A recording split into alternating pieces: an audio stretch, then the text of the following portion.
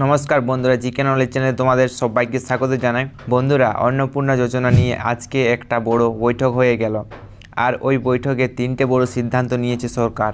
আগস্টের টাকা কবে ঢুকবে, কাদের নাম কেটে যাবে, আর 30শে আগস্টের মধ্যে কি কি কাজ শেষ করতে হবে।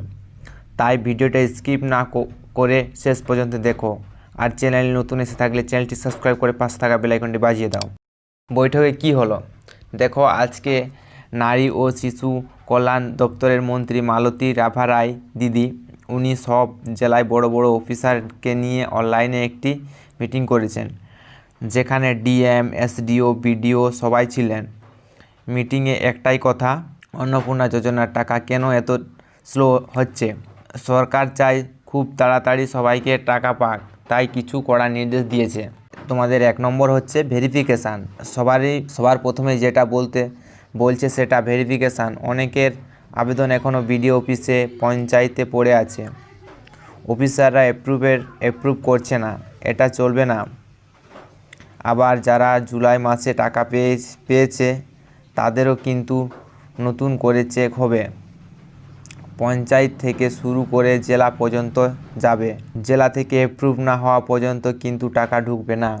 অনেক জেলার কাজ খুব খারাপ, তাই সবাইকে তাড়াতাড়ি করতে বলেছে। আর তোমাদের 2 নম্বর আপডেট কি আছে, কার কার নাম বাদ যাবে। দ্বিতীয় কথা, সরকার পরিষ্কার বলে দিয়েছেন অযোগ্য কেউ টাকা পাবে না। তারা অযোগ্য যারা সরকারি চাকরি করে, সিভিল ভলেন্টিয়ার, আইসিডিএস দিদি, প্যারা টিচার, এরকম কেউ যদি ফর্ম ভরে থাকে তাদের নাম লিস্ট থেকে বাদ দিতে হবে। তাই ফাইনাল লিস্ট বানানোর সময় খুব ভালো করে চেক করতে বলেছে।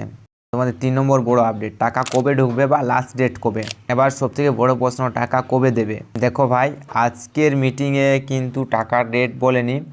সরকার বলেছে আগে ফাইনাল লিস্ট বানাও, কার নাম আছে, কার নাম বাদ গেছে, এবং সেই লিস্ট পঞ্চায়েতে আবার সেই লিস্ট পঞ্চায়েত বা বিডিওতে টাঙিয়ে দাও। তারপর আবার সেই লিস্ট পঞ্চায়েত বা বিডিও অফিসে টাঙিয়ে দাও, তারপর টাকা। আর এই ফাইনাল লিস্ট বানানোর লাস্ট ডেট দিয়েছে 30শে আগস্ট। তার মানে চিন্তা নেই, আগস্টের টাকা আগস্টেই পাবে, তবে 1 থেকে 2 দিন দেরি হতে পারে। ডেট ঘোষণা হলে আমি প্রথমেই তোমাদের জানিয়ে দেবো। তুমি এখন কি করবে, তোমার কাজ কি। যদি স্ট্যাটাস পেন্ডিং থাকে একবার বিডিও অফিসে গিয়ে খোঁজ নাও।